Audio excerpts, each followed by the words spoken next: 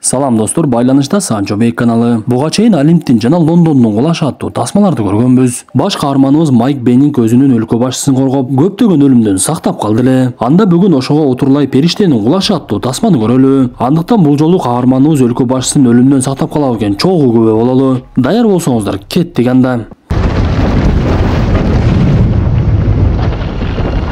Достор, калың элде Москва бир күндө курулган эмес деген сөз бар экен. Сыягы ошол мезгилде эле Москвада короочулар жетишпей, сырттан барган мигранттарга муктаж экендигин өздөрү да түшүнүшкөн окшойт. Андыктан биздин көрүүчүлөрдүн арасынан дагы Москвага короочу болуп иштегени барып калган болсоңуз, документтердин баардык түрү боюнча Иса мырзага кайрылсаңыз болот. Москвада керек болгон документтердин баардык түрлөрүн, документтердин арасынан эң эле татаал деп эсептелген регистрация маселеңизди дагы чечип бере алат. Андыктан жасатаардын алдында коңгуроо кылып, өзүңүзгө керектүү суроолордун баардыгын берип, шарттары жөнүндө түшүнүп алсаңыз болот. Ошондуктан калем дептериңизди алып, шашпай отуруп байланыш сандарын жазып алыңыз. +7 901 547 86 17.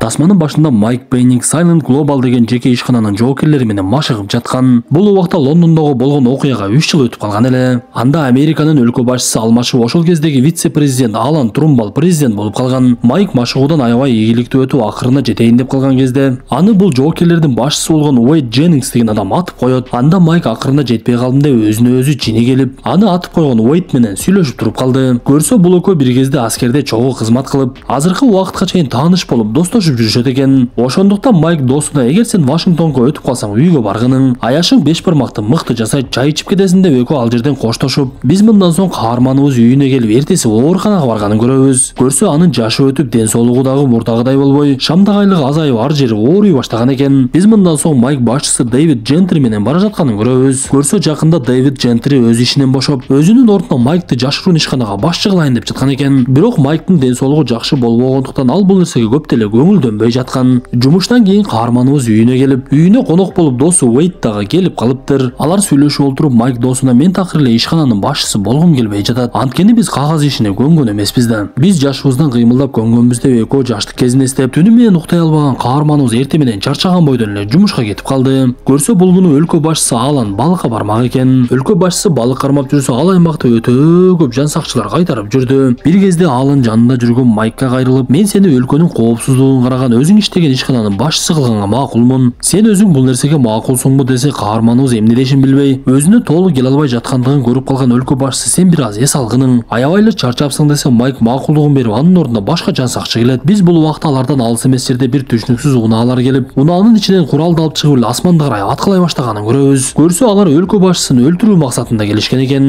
Анда Майк жанагы учуп келе жаткан дрондорду көрүп, кайрадан өлкө башчысын көздөй айдап, дрондор ал жердеги жоокерлердин жанына барып жарылып эле чекеден кыра баштайт.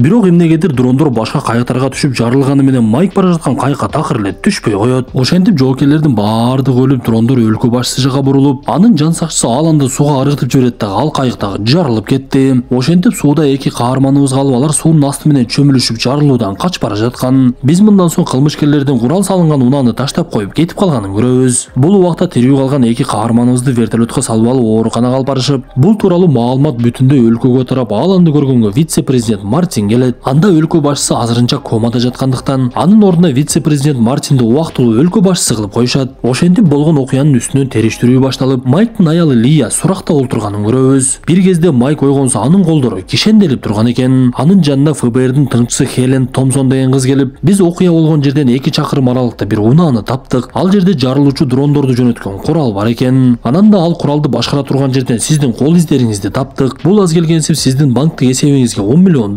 түшүптүр. Өлкө башчысын коргоп жаткан жоокерлердин баардыгы өлүп, сиз эле тирүү калыпсыз. Чогулган далилдердин баардыгы сизге гана көрсөтүп турат. Сиз эмне үчүн өлкө башчысын өлтүрүүгө аракет кылдыңыз десе, Майк эч нерсени түшүнбөй, мен өлкө башчысынын жан сакчысымын, аны эмнеге өлтүрмөк элем? Силер эмне келе соосуңарбы, өлкө башчысын өзүнөн деле сурасаңар десе, ал комада деп айтышып, каарманыбызды ооруканадан чыгарып эле башка жакка алып кетишет. Ошентип жок жерден кылмышкерге айланган каарманыбызды унаага салып алып эле алып кетип калышты. Каарманыбызды алып бара жаткан жолдон биз түшүнүксүз бир унааны көрөбүз. Алар өздөрүнүн компьютеринен башкарып алдыда бара жаткан унаалардын бардыгын өчүрүп салып, ордунан жылбай калган кезде аларды сүзгүлөп мылтыктар менен эле аткылай баштайт. Ошентип кылмышкерлер ФБРдин адамдарынын бардыгын жок кылып, Майктын чынжырын үзүшөт дагы өздөрүнүн унаасына салып алып эле бир жака алып жөнөштү. Анда Майк башка арга жол экенин түшүнүп, жанагылар менен унаанын ичинде эле мушташа баштайт. Аларды биринин артынан биринчи ок кылып, бир кезде унаасы даракты сүзүп токтоп, унаадан түшкөн каарманыбыз жанагы кылмышкерлердин бетин ачса, буга чейин тасманын башында көргөн аны менен машыккан жоокерлер экен. Сыягы бул иштин үстүндө Майктын досу Уэйд турат окшойт. Анткени бул жоокерлердин бардыгы Уэйдтин колунда иштешет болчу. Биз мындан соң Уэйдтин бирөө менен байланыш аркылуу сүйлөшүп жатканын көрөбүз. Көрсө Уэйд бирөөнүн буйругу менен өлкө башчысына кол салып, ал аны өлтүрүп, андан соң Майкты ага кол салды кылып, аны дагы бирок жок кылыш керек экен эле. Бирок алардын иши оңунан чыкпай, өлкө башчысы тирүү калып, жада калса Майктан дагы кол жууп калышты. Анда буйрутма берген адам Уэйдке дагы бир жолу эскертип, сен аларды жок кылгының деп айтат. Бул убакта Майк аялы Лияга коңгуроо кылып, анын ал акыбалын сурап жаткан эле. Анда Майк аялы менен сүйлөшүп жатып, экөөбүздүн сөзүбүздү ФБР угуп жатса керек деп, ФБРлерге кайрылып, силер өз ишиңерди кылып жатасыңар, бирок мен дагы өз ишимди аткарышым керек. Мени бирөө атайын кылмышкерге чыгарды, мен аны табышым керек. Өлкө башчысына мен кол салган жокмун деп жатса эле, анын артынан бирөө мылтык такап туруптур. Көрсө аны алыс эмес жердеги фуранын айдоочулары таанып калып эле, аны тутуп алсак акча берет деген ойдо эле кармаганга аракет кылып жатышкан экен.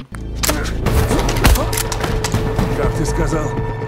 Бирок алардын ою такыр эле ишке ашпай, Майк алардын өздөрүн коркутат дагы бирөөсүнүн фурасын алып эле айдап кетип калат. Бул убакта тартип сакчыларга каарманыбыздын кайда жүргөндүгү жөнүндө маалымат келип, алар унаасы менен чыгып, фурада бара жаткан каарманыбызды байкап калып, анын артынан коолап жөнөйт. Токой аралап бара жаткан каарманыбыздын фурасынын арткы бөлүгү үзүлүп кетип, ал тартип сактоочуларды тосуп калып, качуусун уланткан каарманыбыздын үстүнө учактар дагы келип калат. Бир кезде Майк фура менен көпүрөнүн кырына тийип, ал жерден кырсыкка учурап, унаа ыңтарылып кеткен кезде андан түшүп эле жөө качып кетти. Ал жерге келген ФБРдин тыңчылары Хелен менен каарманыбызды токойдон такыр эле таппай коюшат. Биз мындан соң президенттин милдетин аткаруучу Мартин адамдары менен Майк жөнүндө сүйлөшүп жатканын көрөбүз. Көрсө орустардын банкында Майктын атынан эсеп ачылып, ал жакта да акча бар экен. Демек бул жерде орустардын катышы бар окшойт деп эле Россияны күнөөлөй башташат. Бул убакта Майк бирөөнүн унаасын урдап алыс жака барып, токойлордун арасынан бир Клей деген аксакал кишиге жолугат. Көрсө бул Майктын атасы экен эле. Көрсө ал үй бүлөсүн таштап кетип калган экен. Бирок Майк атасы жөнүндө маалымат таап, анын кайда жашаганын билип турчу. Анда атасы Майкка, мен силерди таштап кеткеним эң эле туура чечим болгон. Анткени мен Вьетнам согушунан кийин көргөн нерселеримди унута албай, силерге зыян келтирип коюшум толук мүмкүн эле. Ошондуктан жалгыз жашаганга туура келди деп айтат. Күндөрдүн биринде Мартин кабарчылардын алдына чыгып, өлкө башчысы дагы деле комадан чыга элек. Биз далилдерди териштирип, Майк Беннингтин толук күнөөсү бар экенин аныктадык. Аны көрсө Россия өлкөсүнүн бийлиги жалдаптыр. Биз аны табыш үчүн жеке ишканага буйрутма бердик деп эле Уэйдтин ишканасы жөнүндө маалымат берет. Бул убакта Уэйд адамдары менен каарманыбызды табыштын жолун издеп жаткан. Анын хаккерлеринин бири Майктын атасы Клей жөнүндө маалымат таап, Уэйд адамдарын дароо эле ошол жака жөнөтүп жиберет. Бул убакта уктап калган Майкты атасы ойготуп, ага видео тасманы көрсөттү. Көрсө Клей ал жерде жөн жүрбөй айлана чөрөсүнө видео байкоолорду орнотуп, анан дагы жертөлөдөн өтмөк жасап коюптур. Бир кезде Майк атасына, сен ушул жерде туруп тур, мен буларды жок кылып келейин деп жатса, атасы, атаңа неме кылганды үйрөтпөчү деп туруп эле жанагылардын бардыгын жардыра баштайт.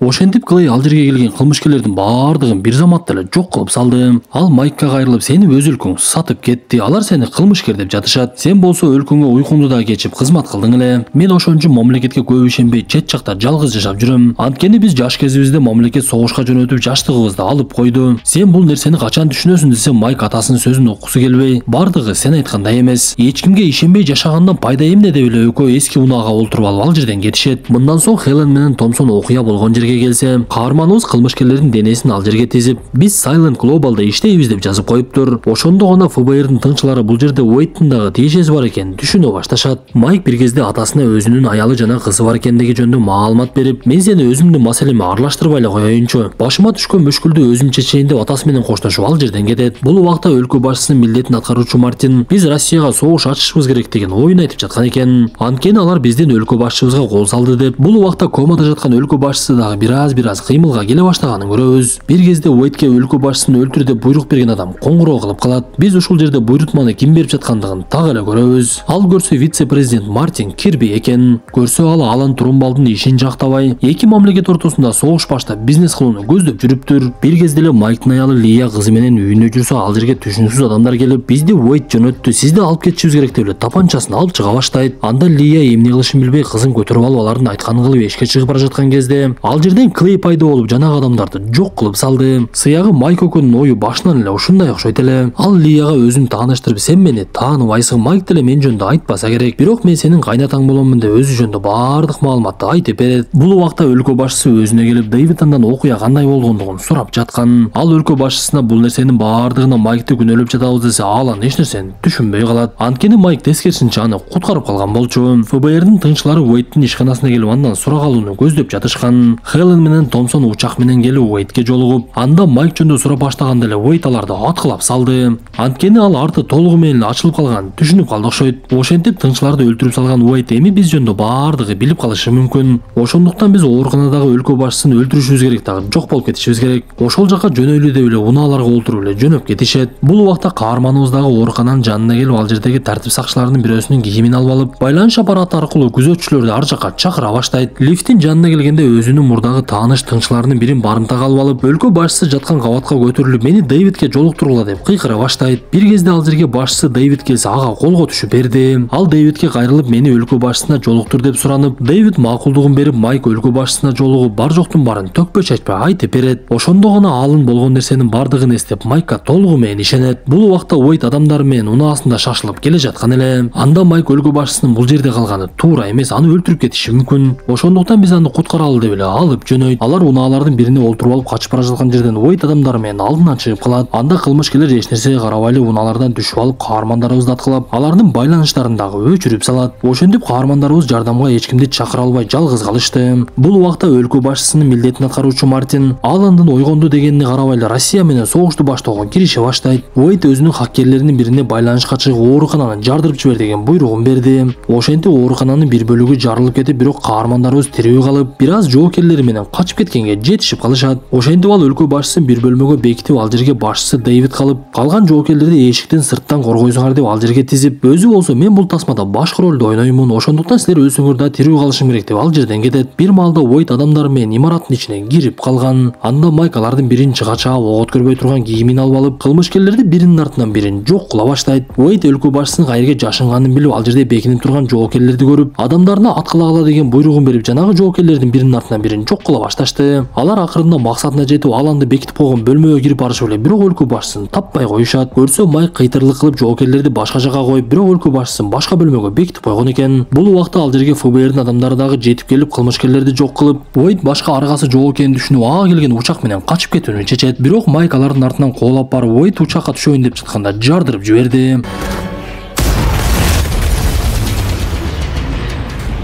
Ошентип үйдүн там башында жалгыз калган эки каарманыбыз биринчи тапанчалар менен атышып, октору төгөнгөндөн кийин бычактары менен мушташа башташат. Кандай болбосун Майк күчтүүлүккө салып Уэйтти бычагы менен сайып алат. Анда Уэйт иштин баардыгы бүткөндүгүн түшүнүп, ажалы келгенин билип, эч кандай каршылык көрсөтпөй эле ал жерден бир жай таап олтуруп алып, ошол жерде жан берет. Биз мындан соң Аландын ден соолугу чыңдалып, Мартинге киргенин көрөбүз. Ал Мартиндин канчалык ит экендигин айтып, мен сени жакшы адам деп ойлопмун, эми сенин өмүрүң түрмөдө өтөт деп эле Дэвидке айтып аны каматып салышат. Бул учурда каарманыбыз кызы жана атасы менен бир үстөлдө отуруп, атасын эми сен биз менен жашагының баардыгыбыз чогуу жашап үй бүлө бололу, бактылуу өмүр сүрөлү деп жаткан жерден тасма аягына чыгат. Достор, тасма жакса мыкты белгисин басып, оюңуздарды сөзсүз калтыра кетиңиздер. Анан да кийинки тасмадан жолугушканча ден соолукту жакшы карап, ар дайым бири-бирибиздин ишенимибизди актай жүрөлү.